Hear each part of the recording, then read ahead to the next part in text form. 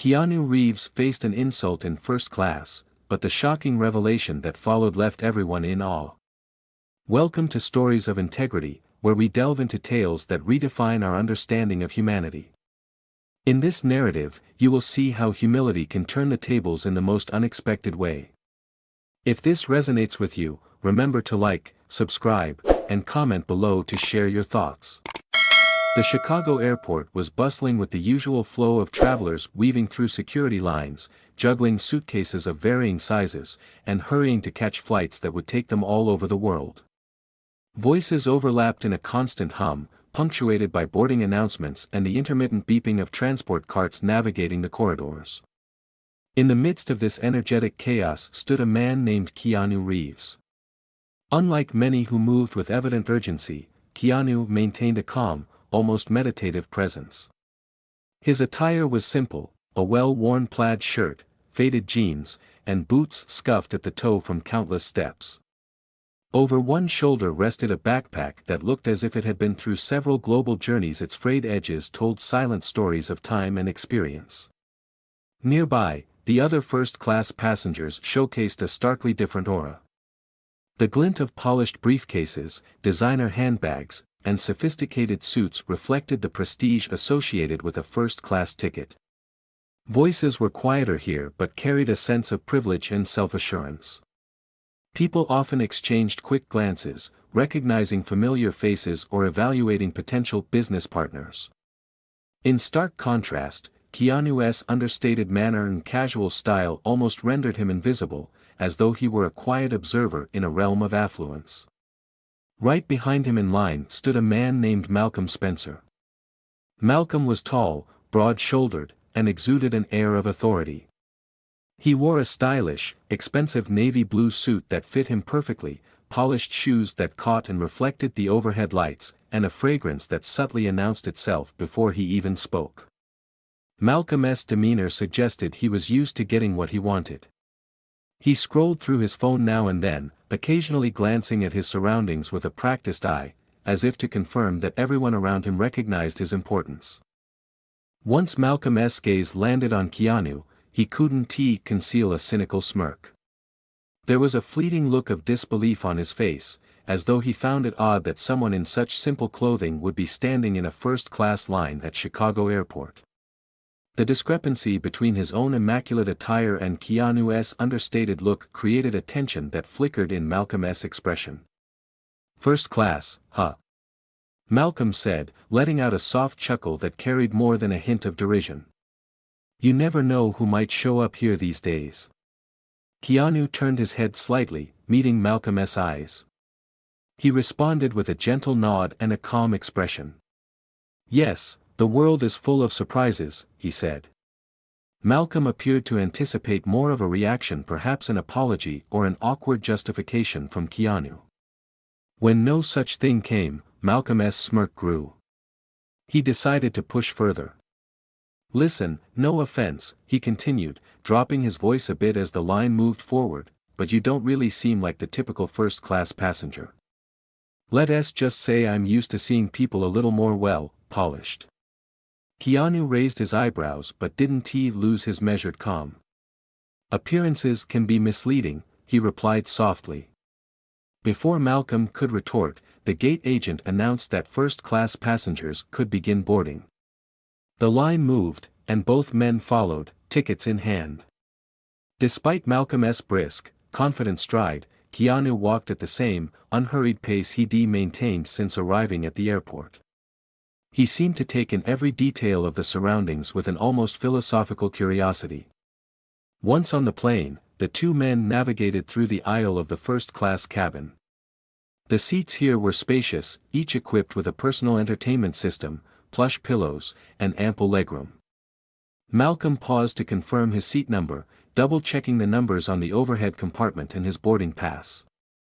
As soon as he looked over, he realized Keanu was sliding into the seat directly next to his. "You've got to be kidding me," Malcolm muttered, shaking his head. His voice was hushed but conveyed undeniable frustration. Keanu noted the tone and gave a polite half-smile.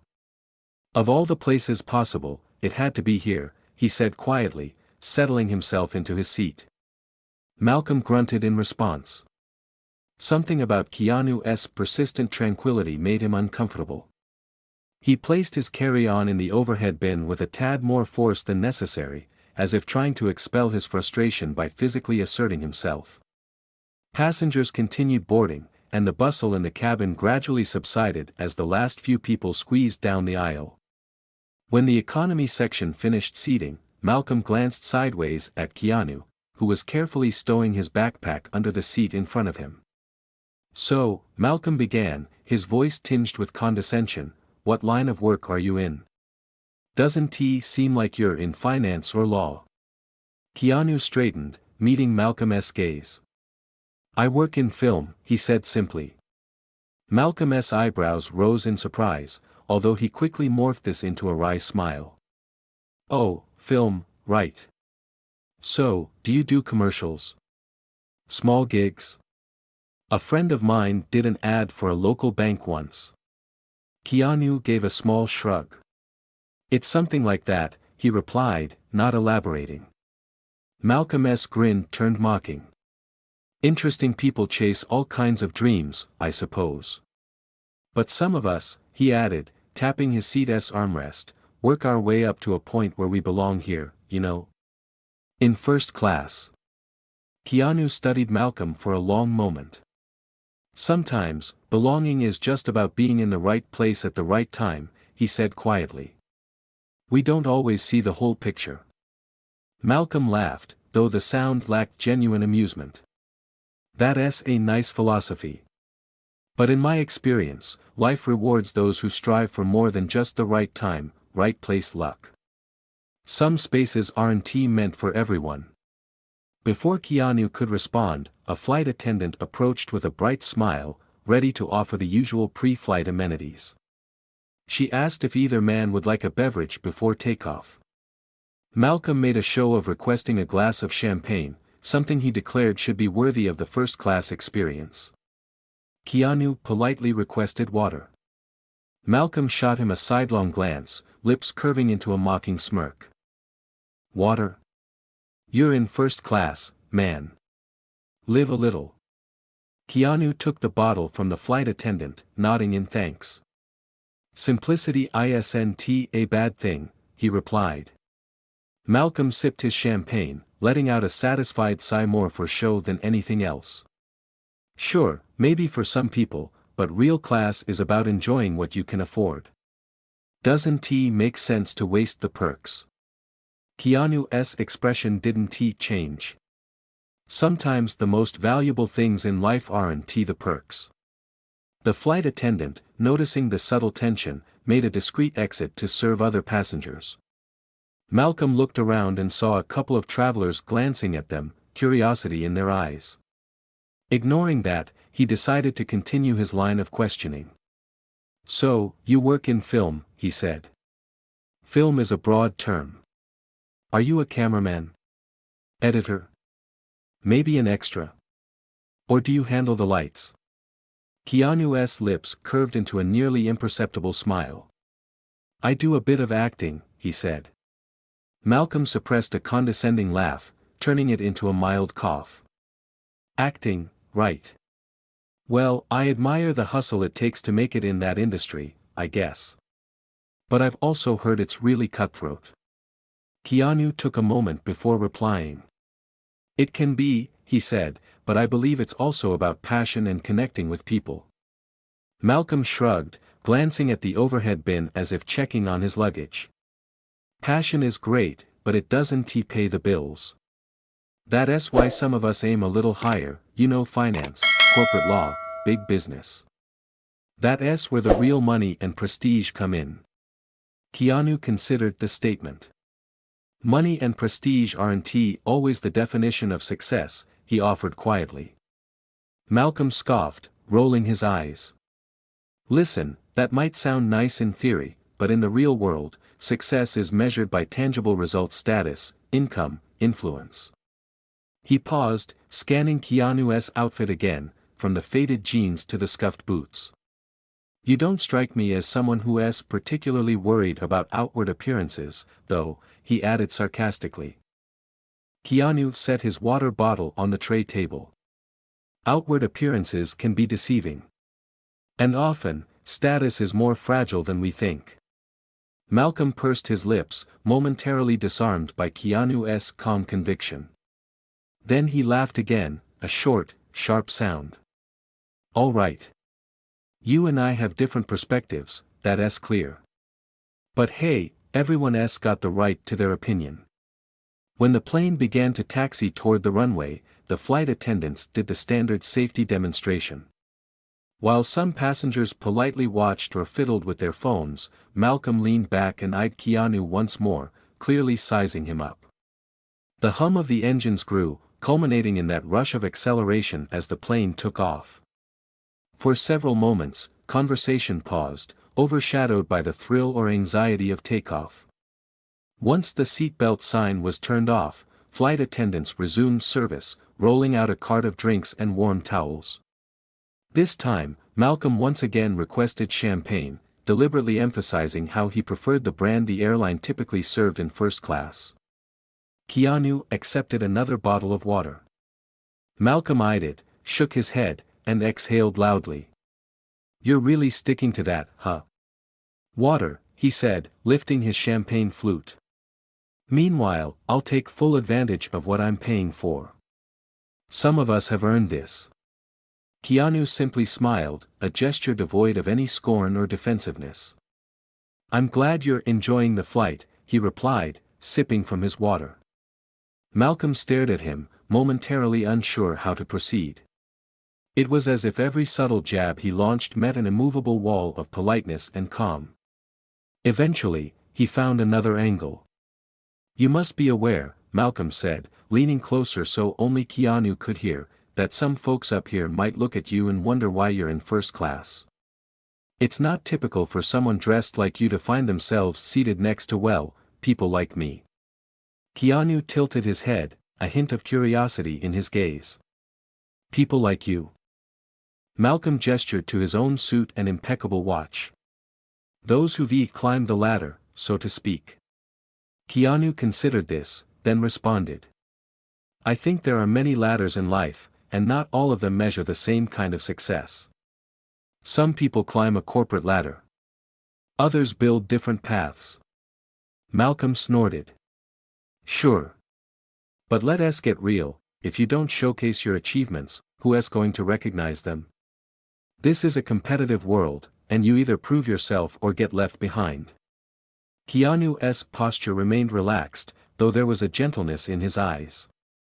I've met many people who felt a need to constantly prove themselves. Often, it was because they had doubts or fears they hadn't resolved. Malcolm's expression tightened. He shot a quick glance around to see if any other passengers were listening. Several seemed preoccupied with their own entertainment screens, yet a few had obviously noticed the tension. One older gentleman across the aisle was glancing intermittently in their direction with mild concern.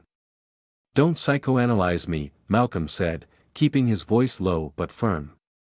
You don't know anything about my background or what I've had to do to earn this seat. Keanu nodded, unfazed.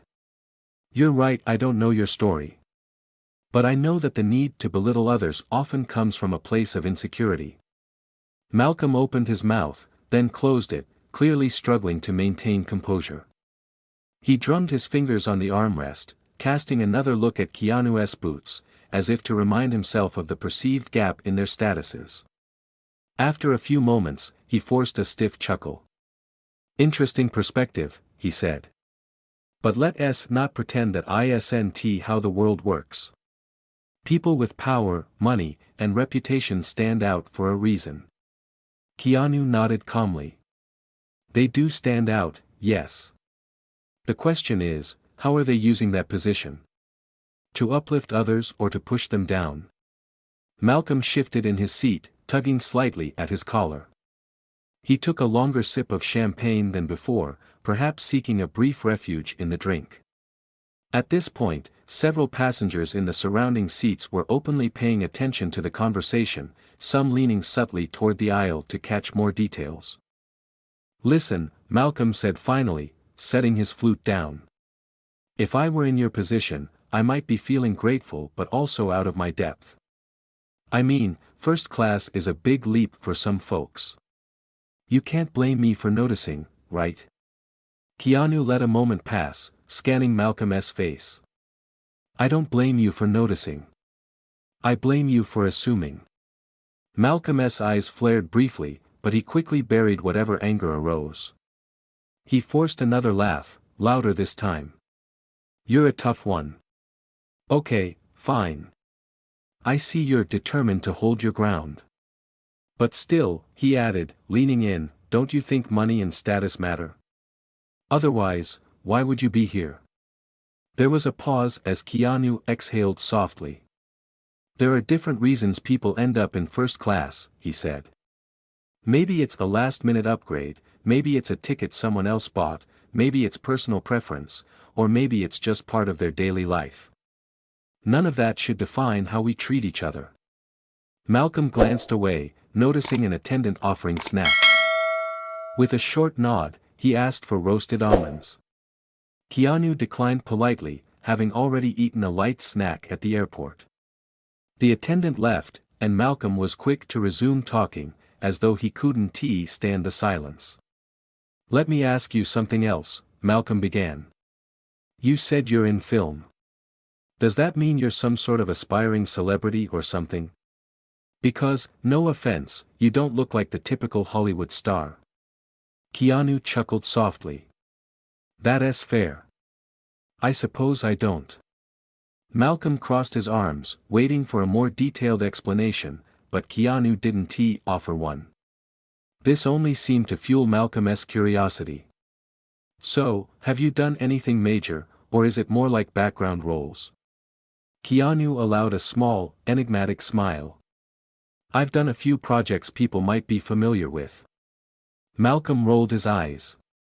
A few projects, right, he said, letting skepticism drip from each word. Well, maybe I'd have heard of them if they were truly noteworthy. A subtle tension lingered in the air, thickening as time passed. Keanu took another sip of water. The flight attendant came around again to check on the passengers. She flashed a friendly smile at Keanu, then turned to Malcolm with the same polite courtesy. Malcolm seized the moment to ask for a refill on his champagne. While we're at it, he said loudly, could we get something that pairs nicely with the exclusivity up here? The attendant maintained a gracious tone. Certainly, sir, she said, topping up his flute. She glanced at Keanu, but he shook his head, indicating he was all set with water for now. She moved on, and Malcolm swirled his champagne before taking a sip. Several rows behind them, a couple who had quietly recognized Keanu from the moment he boarded exchanged knowing smiles. They had witnessed the dynamic unfolding between him and Malcolm, but decided to remain discreet out of respect for Keanu's privacy. Occasionally, they whispered to one another, commenting on how gracefully Keanu was handling the ongoing provocations. As the flight continued, small tremors of turbulence caused the lights to flicker momentarily. The captain's voice came over the intercom to reassure everyone it was normal and that they'd soon be cruising at a more stable altitude. Malcolm tapped his foot impatiently, as though every slight bump was a personal affront to his sense of comfort. Keanu, on the other hand, kept his eyes closed, appearing entirely at peace with the gentle rocking of the plane. When the turbulence subsided, Malcolm found himself compelled to speak again. He drummed his fingers on the tray table, pondering how to resume his line of questioning without repeating himself. You know, he said at length, leaning closer to Keanu, life is pretty competitive. People say humility is a virtue, but in my experience, it often means letting others take what could have been yours. Keanu opened his eyes, turning toward Malcolm. Perhaps humility isn't about losing out. It can mean knowing your worth without having to shout it from the rooftops. Malcolm let out a short laugh. Sounds idealistic. In a dog-eat-dog world, if you don't show your teeth, you get devoured. Keanu gave a small nod, acknowledging Malcolm's viewpoint. That is one way to see it. But maybe it doesn't have to be that way for everyone. This prompted Malcolm to take a more direct approach. So how do you measure success, then? If not by money, power, or recognition, what else left? Keanu paused, reflecting. Relationships, kindness, inner peace, the ability to go to sleep at night knowing you tried to do the right thing. Those are ways to measure success too. Malcolm bristled. It was clear that the conversation was challenging his worldview. You keep talking about these intangible things. But intangible doesn't pay the bills or grant you a first-class seat. Keanu's calm demeanor remained unbroken. True. But many intangible things last longer than money. They can carry you through difficult times in ways money cannot. By now, the cabin was quieter than before, with many passengers absorbed in the tension between the two men. A few stared openly, while others tried to appear uninterested, albeit unsuccessfully. Malcolm noticed the attention, causing him to straighten his posture as if regaining composure. Look, let us settle something, Malcolm said. If you're truly so content with humility and simple living, why are you even in first class? Couldn't you have saved some money and flown economy? Or is there a part of you that likes the perks too? Keanu's expression was thoughtful. Sometimes it's not about liking or disliking the perks. Life circumstances can place you in certain situations. And yes, sometimes it's more comfortable to accept them than to reject them outright. But comfort doesn't have to define who we are. Malcolm's eyes flickered. For a second, it seemed as though he might actually consider Keanu's words, but then he shook his head. That's a nice riddle of an answer. You sure you're not some philosopher disguised as an actor? Keanu laughed lightly, his first real laugh of the flight. I'm not sure philosophers would claim me, but I've learned a few things from life experiences. Malcolm opened his mouth to follow up, but the flight attendant interrupted by stopping at their row with a warm smile. She quietly refilled Malcolm's champagne upon his nod. Then she turned to Keanu. Mr. Reeves, she said softly, the captain asked me to inform you that your connection in Sydney is confirmed. He also sends his best regards. At once, the cabin seemed to freeze in time. Malcolm blinked, setting down his flute with an abrupt clink. His earlier composure melted into confusion and then dawning realization. Reeves? He echoed in a near whisper. Keanu Reeves. It was as though the name reverberated through the air. Nearby passengers who hadn't been paying close attention suddenly sat up straighter. Those who'd been casually overhearing stiffened in recognition. A wave of hushed murmurs and exchanged looks passed through the first-class cabin. Keanu thanked the flight attendant with the same unassuming nod he'd given before. Then he turned toward Malcolm, who now stared at him as if seeing him for the first time. Is something wrong, Malcolm? Keanu asked gently. Malcolm's face paled. He fumbled to form words, but at first nothing coherent came out. After a few seconds, he managed a strangled-sounding laugh. I didn't I mean I had no idea, he said. He glanced around, realizing how many eyes were now on him. Keanu's reply was calm. I generally don't introduce myself unless asked. I prefer it that way. Malcolm swallowed, the gears in his mind clearly spinning. He remembered each snide comment, each belittling remark, all uttered without knowing he was speaking to a globally recognized star. I had no clue, he muttered again. I didn't mean to. Keanu tilted his head slightly. Your words shouldn't depend on who I am, though, right? They should reflect who you are. Malcolm winced. It was as if someone had pulled a curtain back, revealing his behavior for all to see. He felt raw, exposed. Aware that the entire cabin had grown silent, Malcolm nodded slowly, unable to meet Keanu's eyes. You're absolutely right, Malcolm admitted, his voice unsteady. I said some pretty awful things. Keanu offered a measured look. I accept your acknowledgement. More importantly, I hope you'll see why humility and kindness aren't just empty ideals. Malcolm sank back into his seat, exhaling shakily. I'm sorry, he whispered. I was so busy trying to prove I belonged in first class that I. Keanu gave him a sympathetic nod. We all have our insecurities. The hush in the cabin lingered for another few moments. One or two passengers who recognized Keanu offered soft smiles in his direction. Others merely turned away, pretending they hadn't been eavesdropping. Malcolm stared at his champagne, swirling it absently, as if gathering the courage to say more. Mr. Reeves, he finally managed, I truly apologize. It wasn't just about you. I don't know what's come over me lately. I feel like I'm constantly competing with everyone. And seeing you, dressed so casually, I guess I made assumptions. Keanu's voice remained gentle. Apology accepted.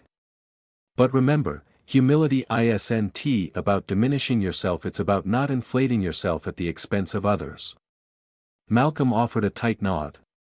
He glanced sideways, noticing that some of the tension in the cabin had dissipated as people returned to their activities. That's an interesting way of putting it, he admitted. For the remainder of the flight, Malcolm was uncharacteristically quiet. Keanu opened a book he tucked into his backpack, occasionally sipping water, his demeanor unchanged by the revelation of his identity. It was as though he was simply a calm traveler who had an extended conversation with a seatmate. Yet to Malcolm, this moment felt monumental, as if he were replaying every snide comment, every sneer, in his mind. When the pilot announced that they'd soon begin their descent, the flight attendants came through once more to collect trash and offer final refreshments. Malcolm cleared his throat, turning to Keanu with genuine hesitation in his eyes. I really am sorry, he repeated, his tone more earnest than before. If I'd known who you were. Keanu glanced up from his book. Would it have changed the way you spoke to me?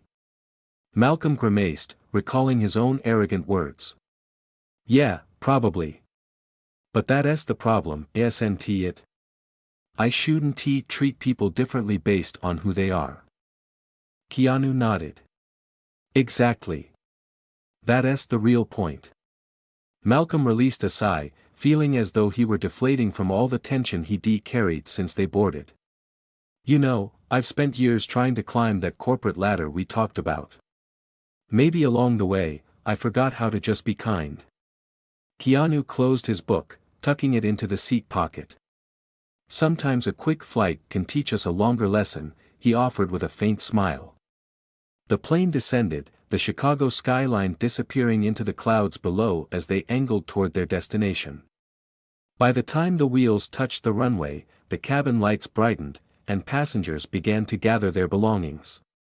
Malcolm, still somewhat red-faced, got up and opened the overhead compartment for his carry-on.